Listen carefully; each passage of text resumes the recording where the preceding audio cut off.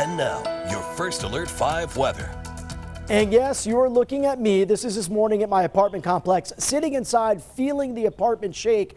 I had to get outside and experience the power of Mother Nature myself. And you know what? Protecting my face, the eyeballs, the moneymaker, putting on a pair of ski goggles. We are right near the Air Force Academy where they reported a 100-mile-per-hour gust earlier today. Unbelievable wind. Let's get to some other viewer video. This one coming from Robert. No official accumulations coming from local storm reports out of Teller County, but this snow squall came hard, it came fast, and it looks like there was some accumulation there on the side of the roads and the pavement as well. And this is what it looked like in Lamar, where the airport reported a wind gust up near 84 miles per hour. Sure, it was stronger here in the Pikes Peak region, but the blowing dust, unbelievable, limiting visibility down to just a few hundred yards at times earlier today. The strongest gust in the state out at La Junta, or I should say Lamar, I'm sorry, 107 miles per hour. I was thinking it was La Junta. That's why that visibility was so bad. 100 mile per hour gust today for the Air Force Academy up to 101 in Manitou,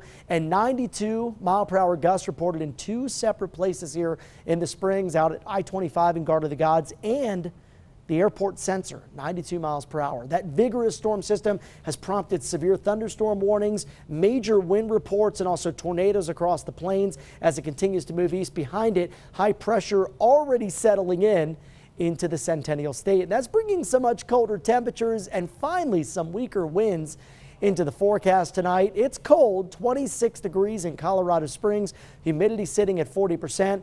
For Canyon City, a little more wind here, temperatures slower to cool down. Currently outside, we are checking in at 40. Now by tomorrow morning, we're below freezing all across the board. Some areas into the mountain valleys could see temperatures down to the single digits. Look at all the sunshine expected pretty much all across the state, except for the mountain areas where we will see a disturbance come out of the Pacific Northwest, and that will bring some snow showers to the central mountains tomorrow evening.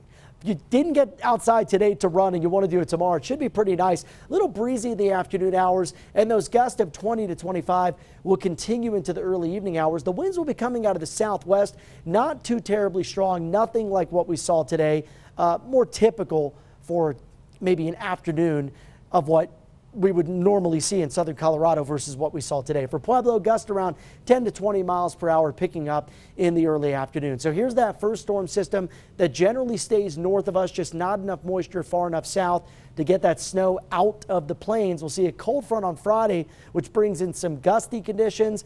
And then on Saturday behind the front, it's going to be a dry but cool start to the weekend before we warm things up heading into the final few days of fall. All right, so there's overnight lows tonight. There's that 1 for Alamosa, 6 in Westcliff.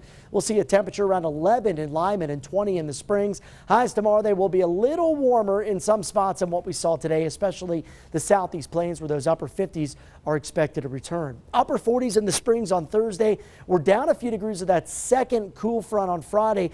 And again, that brings in some gusts. By Friday, they'll be coming out of the northwest as opposed to tomorrow's winds that'll be coming out of the south. A cool start to the weekend, but some warmer temperatures as we head into early next week. For Pueblo, a mix of 40s and 50s, but by the first day of winter, the solstice, temperatures up near 60 next Tuesday. It's a dry stretch of weather once again for Canyon City. La Nina locked and loaded, my friends, for the next 7 days. And we'll see temperatures down a bit Friday, Saturday, but back up by Sunday and early next week. And for Woodland Park, we saw some snow showers earlier today with that squall. Otherwise, over the next 7 days, it is dry and seasonably cool. Diane?